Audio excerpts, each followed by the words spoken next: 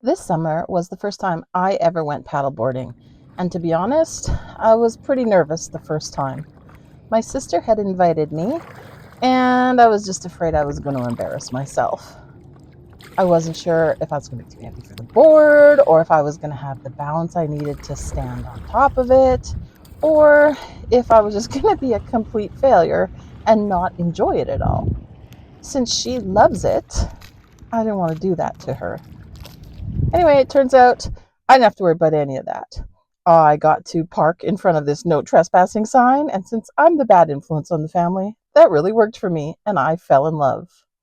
So I bought my son's paddleboard off of him. And the next time I tried to take it out, I bought my electric pump, and I could not figure out how to make it work.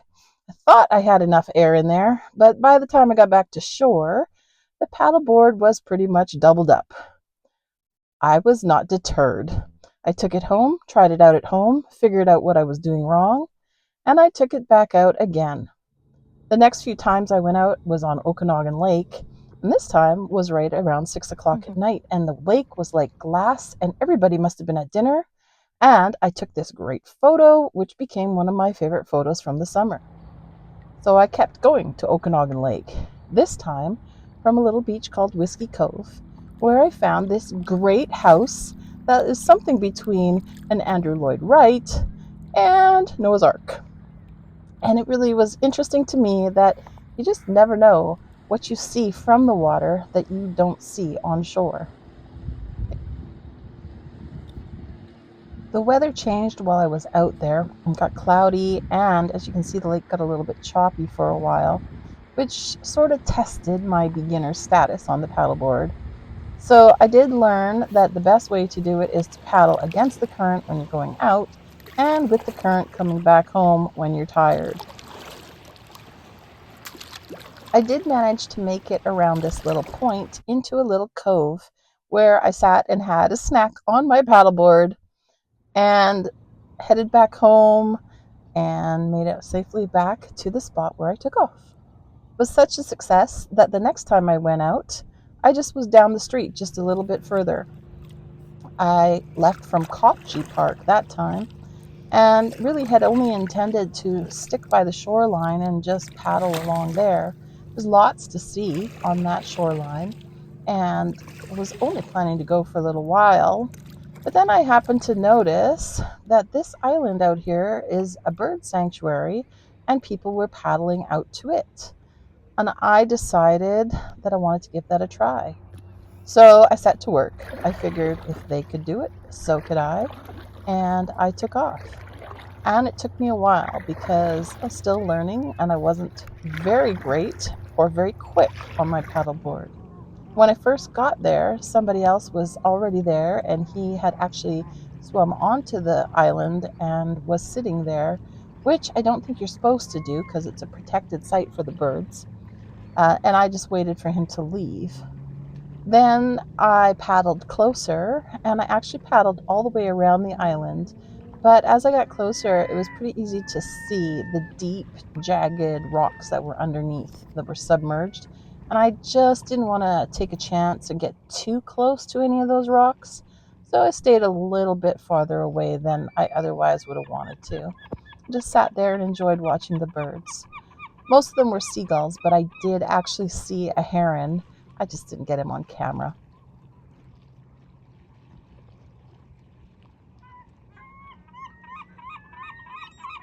I sort of wore myself out getting there, so I took my time getting back and I actually played some of my iTunes while I was out there on the water. But the heat killed my phone, so that stopped that pretty quickly. As I was waiting there, I got some visitors. The first time that my paddleboard attracted dragonflies, but over the summer it wasn't the last, so I sort of speculate it's the bright yellow that gets them to come over. So this is Mabel Lake. I honestly don't know if it's considered the North Okanagan, the Shuswap, or the Kootenays, but it's pretty beautiful. It's usually colder than the lakes in the Okanagan where I'm from. Today's not really an exception, but it's hot out today, so it doesn't matter. When our kids were younger, my sister and I came camping here, just us girls and the kids.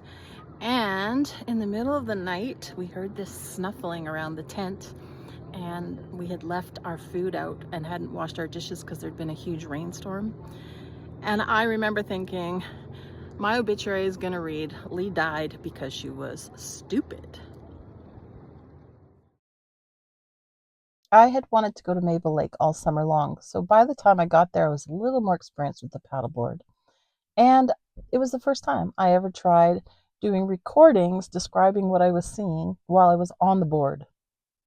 This year on Okanagan Lake, which is closer to where I live, we actually had a motor boat run over some kids in the middle of the lake. Kids were okay, fortunately. I had stopped to go for a swim, and the boater just ran right over, spit it out on the other side of the boat, didn't stop, didn't even realize it. And when the kids confronted them, they said, well, we had a guy swimming behind us, we couldn't stop. I was like, okay. So I gotta admit, ever since then, I have been a whole lot more aware of where the boats are when I'm on the lake. Not that they're all like that, that's for sure. Most boaters are really courteous and great.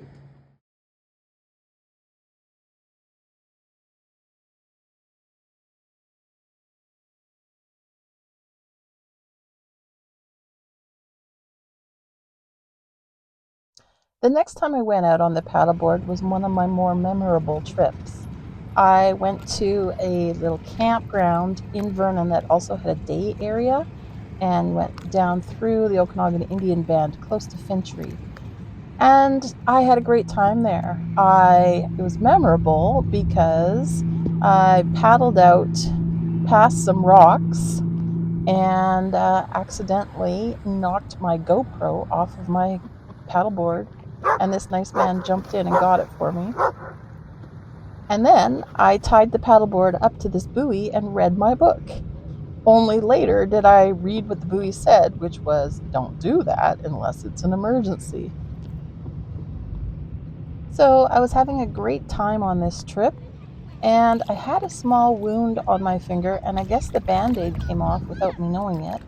When I pulled the paddleboard out of the water, I realized it and I were both covered in blood. And 3 stitches later, the doctor explained to me that I had nicked an artery. That kept me from the board for a while. And the next time I went out on the board was back to Kalamalka Lake and Kaloya Park. Kaloya was where my sister and I had gone the first time we went out, and this time I made a friend. This duck just made herself completely at home on my paddleboard, and I thought it was pretty great. Except for I have seen her a couple of times since then, and she's always alone, never seems to have any family with her, and she always comes right up to me to try to be friendly, and I know, looking for snacks. So I'm a little worried about her and what's going to happen to her over the winter. Hopefully she'll be fine.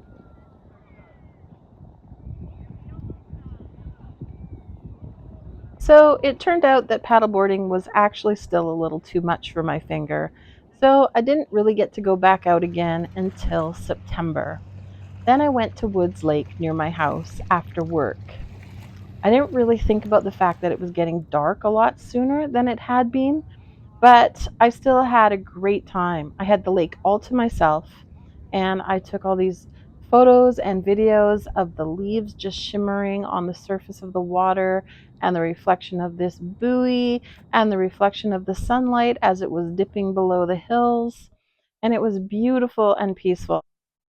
There were fish jumping in the lake, and the sun was just going behind the hills. By the time I made it back to shore, it was just getting dark, and I was really grateful for that year of paddleboarding, and I'm so excited for next year to come when I can do it some more.